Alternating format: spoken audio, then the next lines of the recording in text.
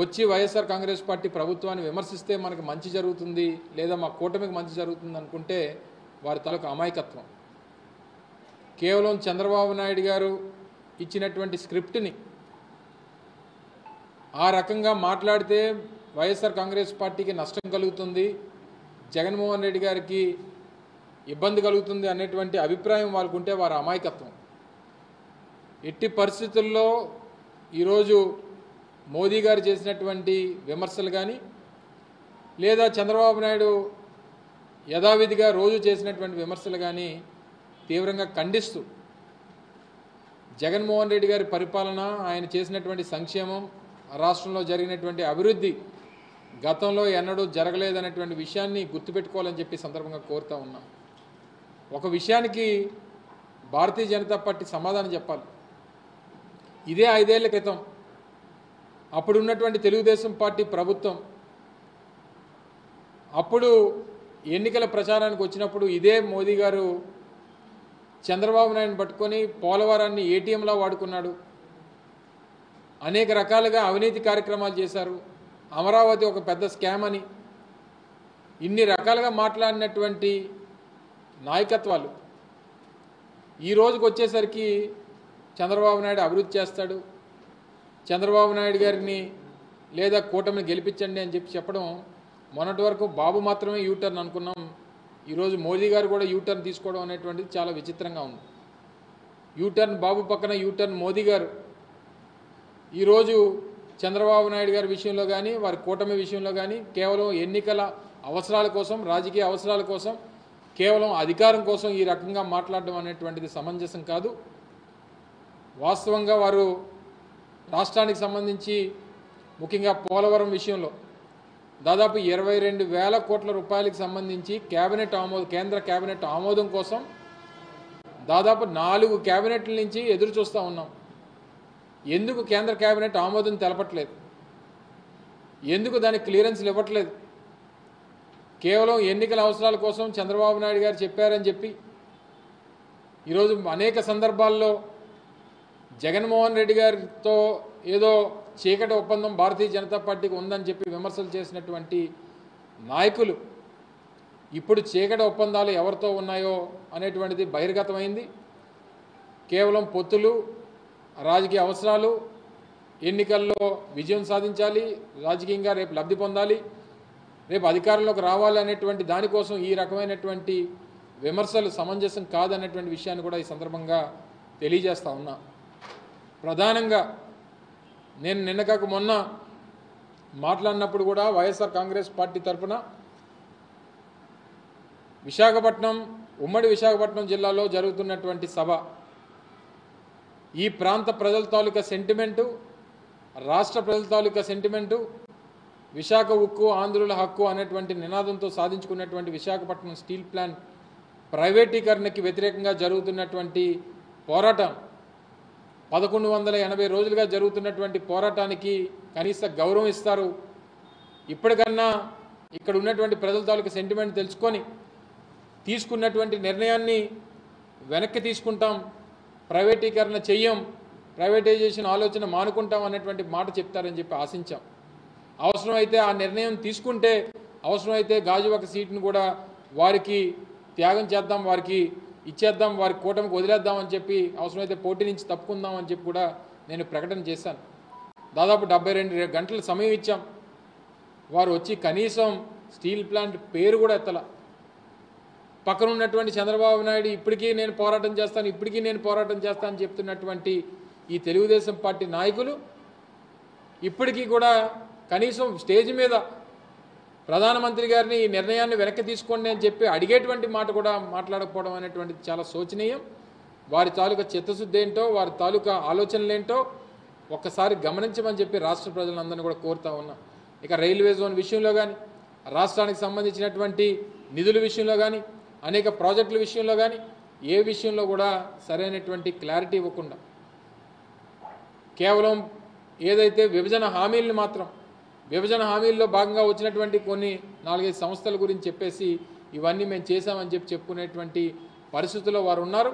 తప్పకుండా వారి కూటమికి రేపు రానున్నటువంటి ఎన్నికల్లో ఓటమి తప్పదు అనేటువంటి విషయాన్ని కూడా ఈ సందర్భంగా తెలియజేస్తా ఉన్నా. ఇప్పటికన్నా ప్రజల్ని, ముఖ్యంగా ఈ రాష్ట్రంలో ఉన్నటువంటి ప్రజలు ఏదైతే ఈ అబద్ధపు హామీలు, చంద్రబాబు నాయుడు చెప్తున్నటువంటి ఈ సూపర్ 6 లేదా ఈ అబద్ధపు హామీలు, ఈ ఎన్నికల మోసాలని నమ్మొద్దు అనేటువంటి విషయాన్ని కూడా ఈ సందర్భంగా తెలియజేస్తా ఉన్నా. ఎక్కడ వారు ఇచ్చినటువంటి ఎన్నికల హామీ గురించి వారు మాట్లాడరు, వీరు ఇచ్చినటువంటి వాళ్ళు ఇచ్చినటువంటి ఎన్నికల హామీల గురించి వీరు మాట్లాడరు. ఎవరికి కేవలం ఎన్నికలు, ఓట్లు, సీట్లు, అధికారం ఇవే ప్రధానమైనటువంటి అంశాలుగా వారు ముందుకెళ్తా ఉన్నారు. ప్రజల తాలూకా సంక్షేమం, ప్రజల తాలూకా అభివృద్ధి, ఈ రాష్ట్రం తాలూకా భవిష్యత్తు ఇవన్నీ పక్కన పెట్టి కేవలం రాజకీయ అవసరాల కోసం వెళ్తున్నటువంటి ఈ కూటమిని ఓడించాల్సినటువంటి బాధ్యత ఈ రాష్ట్ర ప్రజల మీద ఉంది అనేటువంటి విషయాన్ని కూడా ఈ సందర్భంగా మరొకసారి తెలియజేసుకుంటూ, రేపు రానున్నటువంటి కాలంలో రేపు కూడా జగన్మోహన్ రెడ్డి గారు గాజువాక విచ్చేస్తూ ఉన్నారు. గాజువాక ప్రాంతంలో బహిరంగ సభలో వారు ప్రసంగిస్తారు. దాంట్లో అనేక అంశాలు ఈ ప్రజలను ఉద్దేశించి మాట్లాడతారు. ఆ కార్యక్రమాన్ని కూడా విజయవంతం చేయమని చెప్పి మిమ్మల్ని మీ ద్వారా ఈ ప్రాంత ప్రజానికాన్ని అందరినీ కూడా హృదయపూర్వకంగా మరొకసారి కోరుకుంటూ, మరి ఈ జరిగినటువంటి ఈరోజు సభల్లో జరిగినటువంటి అనేక అంశాలు, వారు చెప్పినటువంటి మాటల్ని వైఎస్ఆర్ కాంగ్రెస్ పార్టీ తీవ్రంగా ఖండిస్తూ, ఇప్పటికన్నా రాజకీయ అవసరాల కోసం విమర్శల్ని మానుకోమని చెప్పి ఈ కూటమిలో వచ్చినటువంటి నాయకులందరూ కూడా ఈ సందర్భంగా తెలియజేసుకుంటూ సెలవు తీసుకుంటా ఉన్నాం. ల్యాండ్ టైటిలింగ్ యాక్ట్ అనేటువంటిది కేంద్ర ప్రభుత్వం ప్రపోజ్ చేసినటువంటి అంశం. కేంద్ర ప్రభుత్వం ప్రపోజ్ చేసినటువంటి అంశాన్ని వాటిని పాటించమని రాష్ట్ర ప్రభుత్వాలకు వారు పంపించడం జరిగింది. సరే, మేము పెట్టాము కాబట్టి పెట్టమని చెప్పాము అన్నటువంటి విషయాన్ని కేంద్రంలో ఉన్నటువంటి పెద్దలు కానీ భారతీయ జనతా పార్టీకి సంబంధించినటువంటి నాయకులు ఒప్పుకున్నారు. ఈ ల్యాండ్ టైటిలింగ్ యాక్ట్ అనేటువంటిది చాలా చారిత్రాత్మకమైనటువంటి నిర్ణయం అని చెప్పి తెలుగుదేశం పార్టీకి చెందినటువంటి శాసనసభలో మాట్లాడారు. ఒకవేళ ఏదైనా ఇష్యూ ఉండుంటే ఆ రోజు చెప్పాల్సింది కదా, మేము దీన్ని వ్యతిరేకిస్తున్నామని చెప్పి వాకౌట్ చేసి వెళ్ళిపోవాల్సింది. లేదా ఆ రోజు స్టీల్ ప్లాంట్ ప్రైవేటైజేషన్ కోసం మేము తీర్మానం ప్రవేశపెడితే దాని గురించి మాట్లాడకుండా బయటకు వెళ్ళిపోయినటువంటి తెలుగుదేశం పార్టీ నాయకులు, ఆ రోజు శాసనసభ్యులు, మరి ల్యాండ్ టైటిలింగ్ యాక్ట్ గురించి మేము ప్రతిపాదన పెట్టినప్పుడు, దాన్ని చట్టం చేయాలని చెప్పి అందులో అసెంబ్లీలో తీర్మానం పెట్టినప్పుడు ఎందుకు దాన్ని పొగుడుతూ ఆ రోజు పయ్యావుల కేశవ గారు కానీ మిగిలినటువంటి వారి శాసనసభ్యులు కానీ ఎందుకు దాన్ని కీర్తించేటువంటి కార్యక్రమం చేశారు? సో వీటన్నిటికీ సమాధానం చెప్పిన తర్వాత మా మీద విమర్శలు చేస్తే బాగుంటుంది తప్ప, కేవలం ఎన్నికల సమయంలో ఏదో ఒక ఇష్యూని పట్టుకొని ప్రజల తాలూకా ఆలోచనల్ని మార్చాలని, వాళ్ళని భయభ్రాంతులు చేయాలన్నటువంటి ప్రయత్నం తెలుగుదేశం పార్టీ నాయకులు ఇప్పటికైనా మానుకుంటే మంచిది అనేటువంటి తెలియజేస్తా ఉన్నాం.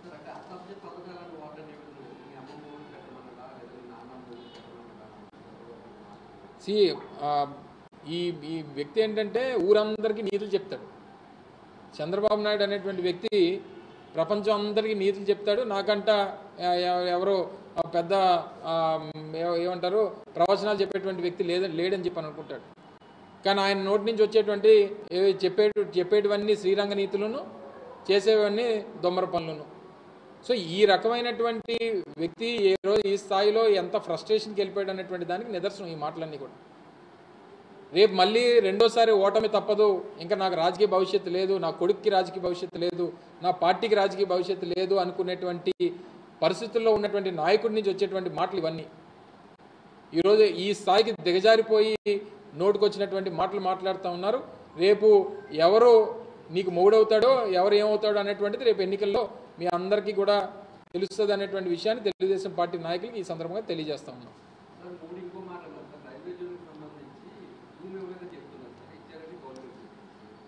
జనవరి 2వ తారీఖున విశాఖపట్నం జిల్లా కలెక్టరు రైల్వే జోన్కి సంబంధించినటువంటి భూముల్ని వారికి అలాట్ చేస్తూ, ఎలినేట్ చేస్తూ ఇచ్చినటువంటి ఆర్డర్స్ మా దగ్గర ఉన్నాయి. అన్నీ ఆన్ రికార్డే కదా. ప్రభుత్వం అంటే ఆన్ రికార్డ్, ప్రభుత్వం అంటే ఆన్ పేపర్లో ఉన్నటువంటి ఏదైతే ఇచ్చినటువంటి ఆర్డర్స్ని కూడా రాలేదు, ఇవ్వలేదు, చేయలేదు అని అనుకుంటే ఏం చెప్తాం మనం? అత్యంత విలువైనటువంటి స్థలం, వారికి అందుబాటులో ఉన్నటువంటి స్థలం, వారికి కావాల్సినటువంటి స్థలం, విశాఖపట్నం నడిబొడ్డున ఉన్నటువంటి స్థలం, ఆరిలో ప్రాంతంలో 43 ఎకరాలు పైచీలకి ఇస్తే మాకు భూమి ఇవ్వలేదని చెప్పి ఒక మాట అనేస్తే, ఆ స్థాయిలో అదే అంటున్నా, ప్రధానమంత్రి గారి స్థాయిలో ఈ రకమైనటువంటి అబద్ధాలు ఆడడం కరెక్ట్ కాదు. ఈ రకంగా ఆయన యూటర్న్లు తీసుకోవడం అనేటువంటిది కూడా కరెక్ట్ కాదనేటువంటిది నా అభిప్రాయం.